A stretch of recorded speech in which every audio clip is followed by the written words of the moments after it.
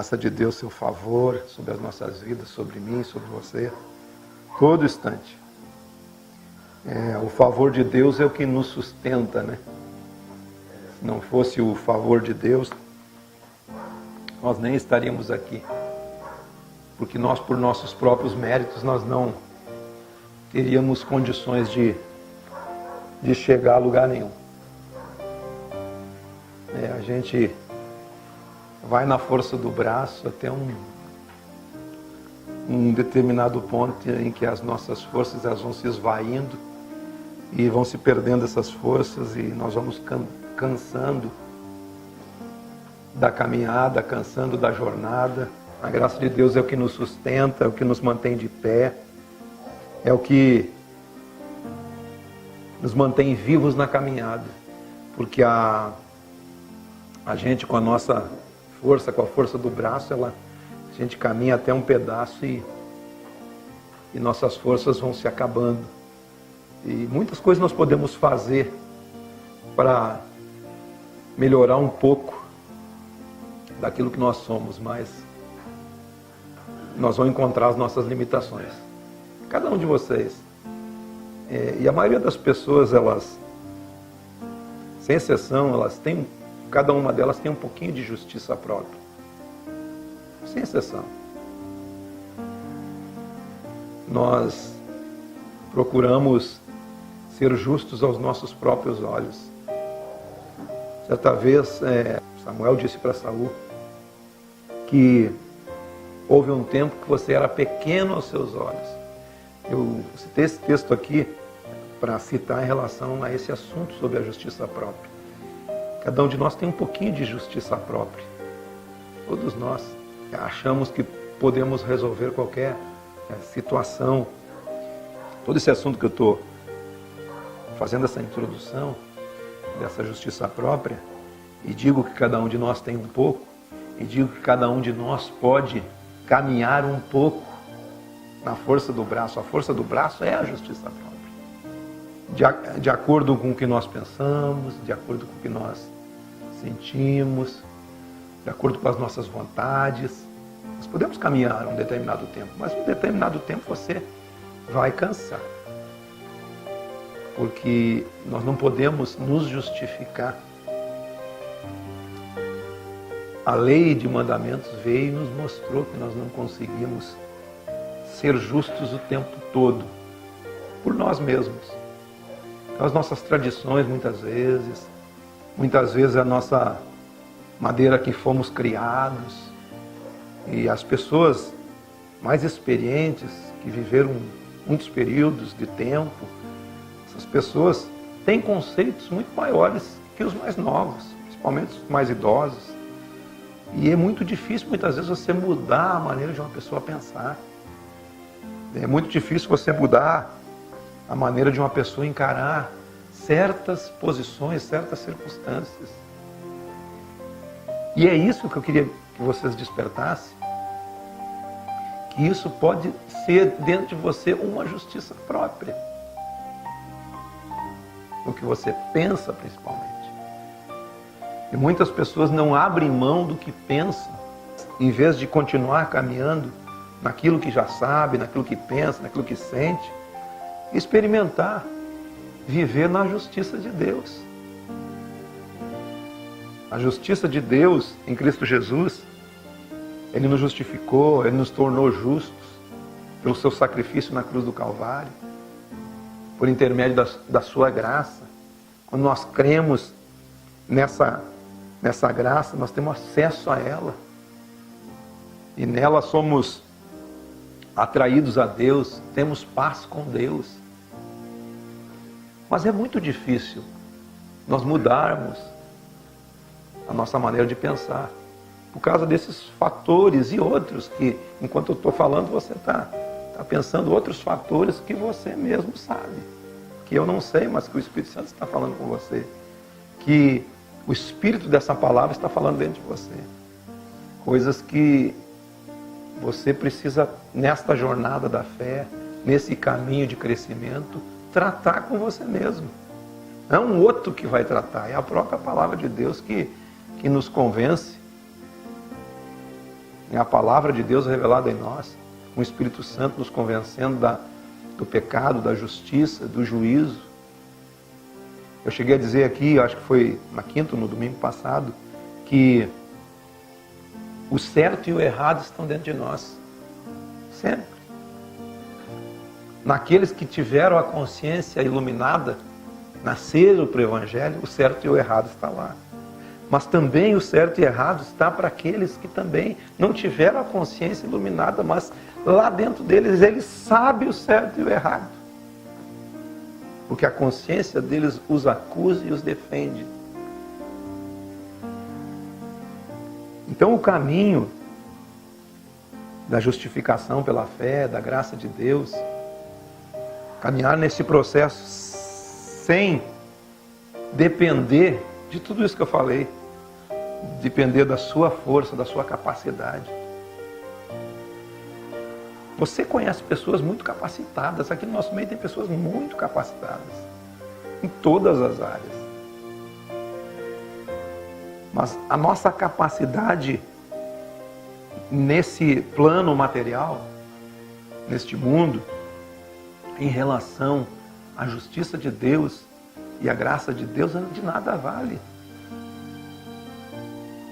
Senão não seria por fé, senão seria por obras. Cada um cumpriria um certo rito, uma certa ordem de coisas, um catálogo, seguiria um conjunto de regras e estaria pronto. A maioria das pessoas aqui que pertenceram à igreja a vida toda, e aí eu não estou falando de igreja católica, evangélica, pertenceram, tiveram dentro de si ou algum tipo de relacionamento com a igreja. Todas essas pessoas se aproximaram nessa tentativa de haver algum processo de mudança. E a gente vê que isso não acontece. Não acontece ou demora muito tempo para acontecer. Porque ele não é um processo religioso em si. Não é um processo de você vir no culto, embora o culto seja muito bom, você vir, estar aqui, nós temos comunhão uns com os outros, nós estamos ouvindo uma palavra como essa que você está ouvindo, e muitas outras que nós já ministramos, ou muitas outras que você já ouviu em outros lugares, você ouviu pela televisão, ou por um MP3, ou pelo rádio, por qualquer tipo de mídia, que você já ouviu, ou já experimentou. E a gente vê que a pessoa não tem um progresso. Porque esse progresso ele não depende daquilo que a pessoa faz, mas depende daquilo que a pessoa pratica em relação à palavra que ele ouve. Depende daquilo que ele se deixa ser justificado, daquilo que ele se deixa ser transformado, daquilo que ele recebe em favor de si pelo Evangelho de Jesus. Tudo isso eu falei, vários conceitos aqui, mas o crescimento é individual. O que é uma igreja que cresce? Que cresce em números? Não é uma igreja que cresce em números. Até porque a igreja é a união das pessoas. A união das pessoas com Cristo é a igreja. Onde estiver 2 ou 3 ali reunidos no meu nome, eu estou no meio deles. Seja no carro, seja na rua, seja embaixo da árvore, seja aqui nesse lugar. Seja lá no quartel, seja lá na faculdade, seja lá no seu comércio, seja lá no seu lar, se reunir o nome de Jesus, é a igreja que está ali. E também não é uma coisa religiosa de reunir em nome de Jesus. Nós reunimos em nome de Jesus, aqui está a igreja. Não, você com seu irmão é a igreja. Porque a igreja se revela uns com os outros, no caminhar. Então, esse processo de crescimento é um processo individual, que vai sendo desenvolvido à medida que você caminha naquilo que já está feito, naquilo que já está estabelecido, à medida que você caminha nos passos do Evangelho, o Evangelho da graça de Deus. Então você pode analisar, às vezes pessoas viveram a vida inteira na igreja e o testemunho delas não é um testemunho que é bom de se seguir, porque não houve um desenvolvimento da fé. Na verdade, houve apenas uma religiosidade e as pessoas ainda continuam cumprindo os rituais. Vamos para o culto. Aí pronto, está no culto, beleza. Já fui no culto essa semana, a palavra estava gostosa, estava boa e estava mesmo. O que isso tem produzido na sua vida diária? Na sua vida de consciência de Deus? Que é uma vida de consciência de Deus. Quando você nasceu de novo, a sua consciência foi iluminada. O certo e o errado está dentro de você. Quais as decisões que está tomando, é certo ou é errada? Todo esse conjunto de decisões são decisões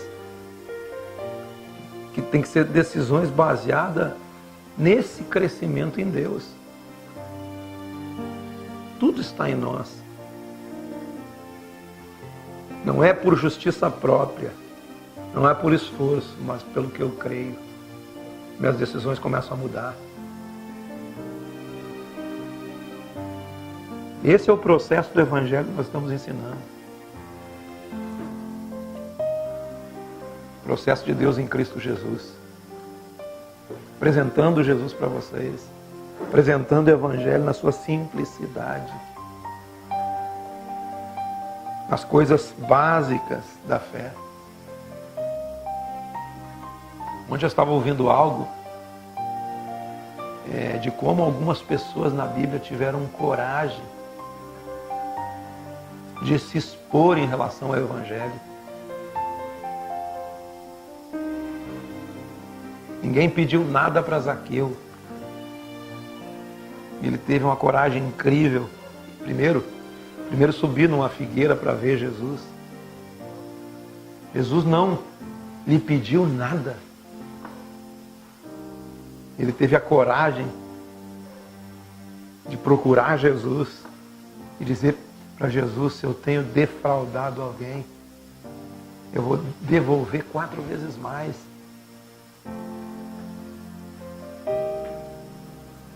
4 vezes mais. E a metade dos meus bens eu vou dar para os pobres. Enquanto isso, o outro que cumpria mandamentos, que é o jovem rico, chegou para Jesus: o que eu faço para herdar a vida eterna? Isso é religião, pura religião. Pensa na religiosidade. E Jesus diz para ele: cumpre os mandamentos. Você quer fazer? Então cumpre os mandamentos. Não foi isso? Você vê a analogia da graça e a analogia da lei? Você quer fazer alguma coisa? Cumpre os mandamentos. Qual? Amarás o Senhor teu Deus sobre todas as coisas, amarás o teu próximo como a ti mesmo, honra teu pai e tua mãe. E ele disse: eu fiz tudo isso. Beleza. Falta uma coisinha só para você. Vende tudo que você tem, dá aos pobres e terás um tesouro no céu. Ele queria fazer, é só fazer isso. Aí tocou no coração dele. Foi embora, triste. Assim é aquele que tem a força do braço, acha que é merecedor de algo. Nós não somos merecedor de nada, porque graça é favor. Graça é favor e merecido, nós não merecemos. Agora o outro teve a coragem. Jesus não pediu nada. Jesus só foi naquela casa. E ainda foi criticado pelos religiosos. O mestre aí come com publicanos e pecadores. É para esses que ele veio, para publicano e pecador. Aquele que pode tudo e sabe tudo não precisa do mestre. Ande sozinho. Porque ele sabe tudo, ele pode tudo, e ele tem força e faz tudo o que der para fazer. Esses não precisam de Jesus. Quem precisa de Jesus é aqueles que estão doentes. Que Jesus é o remédio. que precisam de Jesus é aqueles que são cegos, que Jesus vai curar. Mas aqueles que vêm, porque dizem que vêm, é porque são cegos. É sempre o reino de Deus, é ao contrário a coisa. A coragem daquela mulher, no meio daquela multidão, tocar em Jesus. A hemorragia que aquela mulher tinha era uma vergonha na época. Era algo impensável uma mulher, no estado daquela mulher, se expor. Que coragem. Nós temos que ter coragem de anunciar o Evangelho a nós. Coragem de viver o que Jesus viveu. As coisas simples do Evangelho. Que ousadia daquele homem dizer: Jesus, não vai na minha casa, aquele centurião. Não sou digno. Porque ele sabia que ele era romano. As tradições dos judeus não deixavam. Não sou digno que tu entre na minha casa, mas com uma palavra só meu criado vai sarar. Você entende, queridos, que o Evangelho é de uma ousadia. Nós estamos despertando você para essa ousadia no Evangelho. Ousadia naquilo que você crê. E sem misticismos. Nós fomos muito tempo místicos. Cristãos místicos. Queria fazer isso, fazer aquilo outro e nada resolveu. É sem misticismo. É você crer com o coração. É dentro de você ter a palavra da fé que nós anunciamos, que é crer com o coração. É manter a confiança sempre, em todos os momentos, independente do rito. Jesus quebrou com todo tipo de ritual. Quando disse: Deus é Espírito, e os verdadeiros adoradores o adoram em Espírito. E é esse relacionamento. A mulher que tirava a água do poço dizia: não, esse é o monte que se deve adorar. Mas os judeus dizem que é em Jerusalém. Aí Jesus diz assim: ó, não é nem em Jerusalém. E não é nem nesse monte. Deus quer ser adorado dentro de você. Lá na sua intimidade. Onde é a sua intimidade? No seu espírito.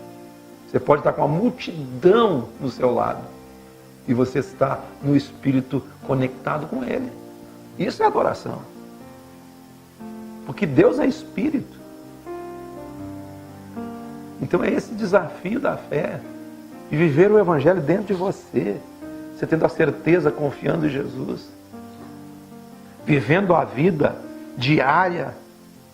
Sabendo que a vida vai trazer circunstâncias boas e circunstâncias ruins. Vai trazer dificuldades, mas viver a vida da fé sempre confiando em Jesus.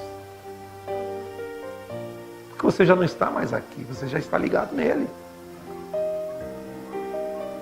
Nosso coração está ligado nele. E a vida que agora vivemos, não vivemos mais por nós mesmos, mas vivemos pela fé em Cristo. É assim que é. Não tem outro meio de se viver o Evangelho. É crer, porque ninguém pode te confrontar no seu interior a não ser o Evangelho. Ninguém pode confrontar o seu interior, aquilo que você pensa, aquilo que você sabe, aquilo que você faz, a não ser o próprio Evangelho, o próprio Jesus, o Espírito Santo em você. Não tem outro jeito. Não precisa ninguém vigiar você. O próprio Espírito dentro de nós. E ali eu não posso negar quem sou. Eu não engano ali. Não há engano. Nós podemos nos enganar uns com os outros.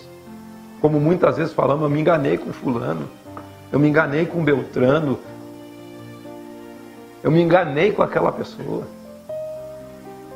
Nós podemos nos enganar, porque enganoso é o coração. Mas entre você e Deus não há engano.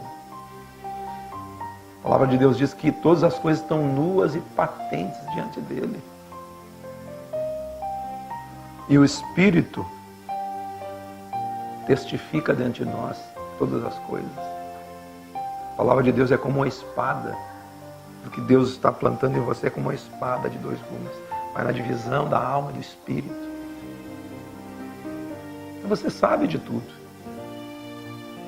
O que você vive, qual é o seu dia a dia, mas nós precisamos de coragem para viver esse Evangelho. Mortificar a nossa carne todos os dias. Mortificar o nosso eu. Mas viver a vida normal, sem aquele misticismo todo que aprendemos. Mas com a certeza do Evangelho em nós. Isso basta, irmãos. Certeza do Evangelho em nós. Isso basta. A certeza de que Cristo está em você. Onde Cristo está, irmãos, onde o amor de Deus está nos invadindo e vai lançando fora nossos medos. Quantos medos nós temos? Quantos temores? É todo dia. Mas deixe ser invadido pelo Evangelho, pelo amor de Deus, e os temores, eles vão se dissolvendo na sua vida. Você vai tendo uma vida mais equilibrada, mais tranquila, mesmo diante do que a vida mesmo vai trazer. Talvez alguém tenha vendido o Evangelho, vendido o Evangelho, porque talvez tenha sido literalmente vendido para você. Venha, faça isso, faça aquilo, e você será bem sucedido. E você não foi bem sucedido, porque não era o Evangelho. Hoje o Evangelho ele precisa se estabelecer dentro de você. Estabelecer as bases do Evangelho. O que é o Evangelho de Jesus? Qual é o Espírito de Jesus? Você sabe? É só nós pegar as nossas circunstâncias diárias, nos nossos relacionamentos, e começar friamente fazer uma análise. É o Espírito de Jesus que está nesse negócio. É o Espírito de Jesus que está nessa contenda.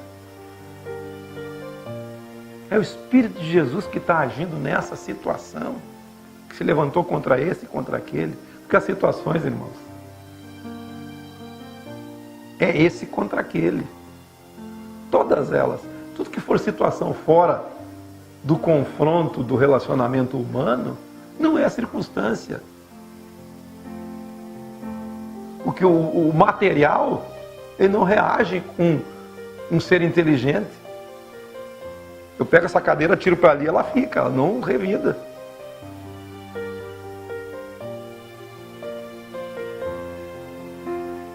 Qual o Espírito de Jesus agindo em nós? Por exemplo, no meu relacionamento com a minha esposa em casa. Que Espírito que é? É o Espírito de Jesus, aquilo que nós estamos passando? O meu relacionamento com os meus filhos, é o Espírito de Jesus que está ali? Nós precisamos compreender o Espírito do Evangelho. Eu sempre gosto de citar aquele episódio que Tiago e João estavam subindo, foram na frente para preparar uma estalagem para Jesus, e Jesus ia para Jerusalém, e eles passaram lá, quem olhava no rosto deles, via que eles estavam indo para Jerusalém. Eles chegaram, não, nós queremos preparar um lugar aqui, pai, e os samaritanos não receberam eles. E eles ficaram uma fera. Voltaram a Jesus, mas não nos receberam. Quer que a gente mande fogo vindo do céu? Se eles mandassem, ia vir. Quer que a gente mande fogo vindo do céu e consuma eles? Aí Jesus disse assim, mas tu não sabe que espírito você pertence? Eu estou indo para Jerusalém morrer por eles e por vocês.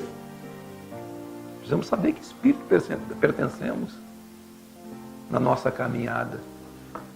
E essas coisas todas são decididas dentro de você. A sua capacidade de decisões e de posições em relação à palavra de Deus, aquilo que Deus está plantando e você construindo. Por isso que eu digo, influencia demais a força do nosso braço. O que nós sabemos influencia demais. Aquilo que eu aprendi com a tradição influencia demais. Aquilo que está incrustado, que a sociedade colocou em mim, influencia demais. Aquilo que eu penso que sei influencia demais nesse processo. A nossa influência, o nosso saber, influencia demais no crescimento. Às vezes a pessoa não desenvolve o Evangelho por causa do que ele sabe. Mas não do Evangelho que tomou conta do seu interior. O Evangelho que o está nutrindo por dentro. Estamos assentados nos lugares celestiais em Cristo. Você já está numa posição no Espírito. E por que não viver a vida de Deus aqui agora? A vida de Deus nessa existência. A próxima existência virá, irmãos. E você estará lá. Mas para que todo o sofrimento aqui, se você pode viver as melhores coisas da vida? As melhores coisas da vida são os relacionamentos dos irmãos. Porque o amor de Deus se revela no amor ao próximo. Se revela no outro. Na aceitação uns dos outros.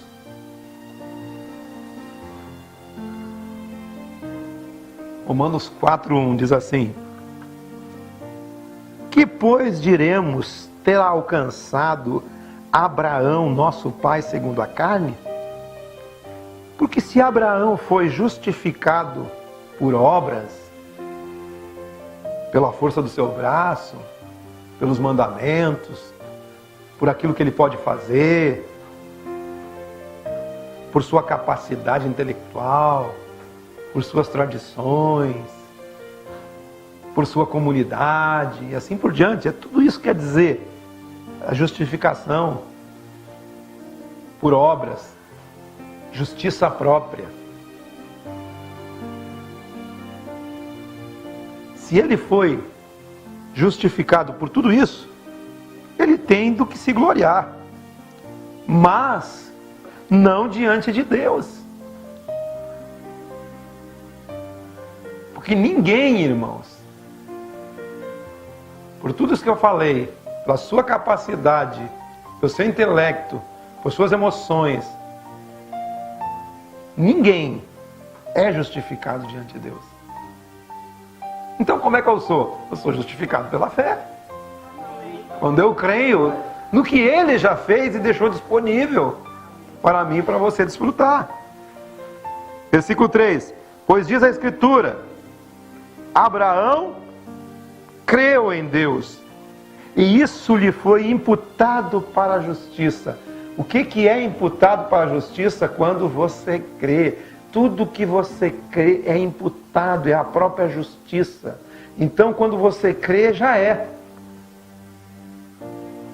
Quando você crê, está feito. Ora, o que trabalha, o salário não é considerado como um favor, e sim como uma dívida. Verdade, né? Quem trabalha quer receber. Quem paga quer obter. Mas o que não trabalha, aquele que não faz o esforço, você está falando de fé nesse texto aqui, e justificação, ou por obras ou por fé. Ele está dizendo assim: mas o que não trabalha, porém, crê naquele que justifica o ímpio, a sua fé é atribuída como justiça. E é assim também que Davi declara ser bem-aventurado o homem a quem Deus atribui justiça. Aleluia! É feliz o homem a quem Deus justifica, a quem Deus atribui justiça. E ele diz mais, independente das obras. Então eu vou repetir numa linguagem mais própria nossa. É feliz o homem que é justificado diante de Deus, independente do que ele faz. É isso que quer dizer. É feliz esse homem a quem Deus atribui justiça, a quem Deus justifica independente do que ele está fazendo, independente dos seus ritos, independente da sua capacidade. Mas Deus atribui justiça por intermédio de Jesus Cristo. Esse texto, ele está dizendo, bem-aventurado aquele que não trabalha, mas crê naquele que justifica. E essa fé é atribuída como justiça, nesse caso. Olha só, bem-aventurado aqueles cujas iniquidades são perdoadas e cujos os pecados são cobertos. Eu quero dizer algo para vocês. As suas iniquidades e os seus pecados foram cobertos quando você creu.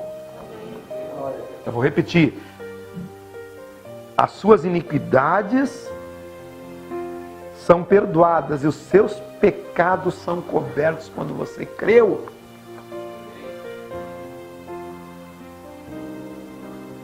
E bem-aventurado, feliz, o homem a quem o Senhor jamais imputará pecados. Sabe por quê, irmãos? Que Deus jamais imputará pecados sobre você? Você sabe? Porque Ele já imputou esses pecados todos sobre Cristo. Lá na cruz. Tetelestai, está feito. Eu paguei o preço. Eu cumpri a lei, eu cumpri os mandamentos. Eu fui amaldiçoado, porque maldito é aquele que fosse pendurado na cruz. Eu fui pendurado na cruz. Cumpri tudo já está feito. E aí Ele mesmo se entregou o seu Espírito. E expirou. Ele mesmo decidiu morrer, porque tudo já estava pronto mesmo. Estava feito. Então Deus não atribui pecado, não imputa pecado sobre você. Porque já atribuiu sobre Jesus.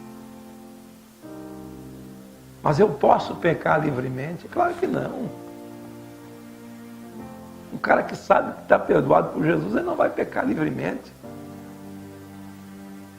Porque ele é invadido pela graça de Deus. E onde o pecado abundou, superabundou a graça de Deus.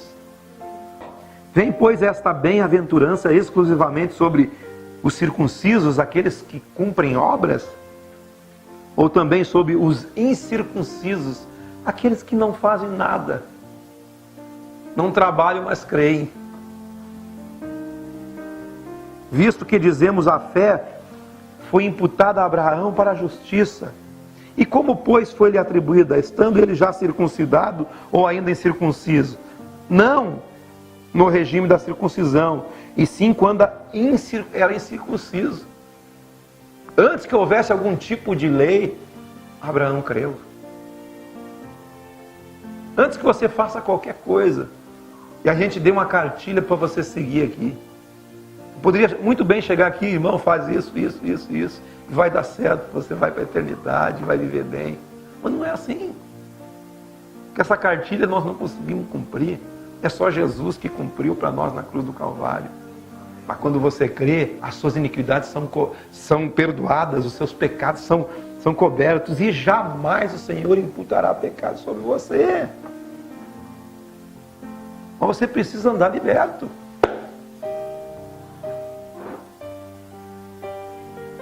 Como é que eu ando liberto? Como? Crendo. É isso que vocês aprenderam a mensagem. É crer. Crer que você é livre. Você é livre. É tudo dentro de você. Não foi por intermédio da lei que Abraão ou sua descendência coube a promessa de ser herdeiro do mundo, e sim mediante a justiça da fé. Pois se os da lei, os que são herdeiros, anula-se a fé e cancela-se a promessa. Mas a promessa, irmãos, é para quem crê. Não é na sua força, na sua capacidade. Porque a lei suscita ira, mas onde não há lei, também não há transgressão. Essa é a razão por que provém da fé, para que seja segundo a graça, a fim de que seja firme a promessa para toda a descendência. E não somente ao que está no regime da lei, mas também ao que é da fé que teve Abraão, porque Abraão é o pai daqueles que creem e andam nas mesmas pisadas dele. 17. Como está escrito: por pai de muitas nações te constitui perante aquele o qual creu, o Deus que vivifica os mortos e chama à existência as coisas que não existem. Abraão, esperando contra a esperança, creu para vir ser pai de muitas nações, segundo lhe fora dito: assim será sua descendência. E sem enfraquecer na fé, embora levasse em conta seu próprio corpo amortecido, sendo já de 100 anos e a idade avançada de Sara, ele não duvidou por incredulidade da promessa de Deus, mas pela fé se fortaleceu, dando glória a Deus, estando plenamente convicto de que ele era poderoso para cumprir tudo que prometera. E isso também lhe foi imputado para a justiça. E não somente por causa dele está escrito que ele foi levado em conta, mas também por nossa causa, posto que a nós igualmente nos será imputado, a saber, a nós que cremos naquele que ressuscitou dentre os mortos, a Jesus, nosso Senhor, o qual foi entregue por causa das nossas transgressões e ressuscitou por causa da nossa justificação. Chamado para viver o Evangelho é chamado para crer naquilo que Jesus já fez e viver a vida simples do Evangelho, a vida na graça, a vida na fé, a vida no amor, a vida na comunhão, no partir do pão e tudo que o Evangelho ensina aqui nesse texto do Evangelho. É isso que nós queremos viver e precisamos viver. É isso que a graça nos traz. E é uma vida pessoal sua. É uma vida que você precisa viver. Não esperar que alguém viva por você. Muitos anos dos nossos modelos, nós esperávamos que outro vivesse o Evangelho que nós não poderíamos viver. Por isso o nosso desafio diante da palavra de Deus é viver o Evangelho que Jesus viveu. Ser o que Jesus foi. Por que não? Me diga por que não. Você pode? Claro que pode. Você pode perdoar. Você pode amar. Você pode dar outra face. Você pode andar a outra milha. Você pode não andar ansioso. Você pode repartir o pão. Você pode fazer o bem. Amém? Amém. Esse é o Evangelho. E muito mais.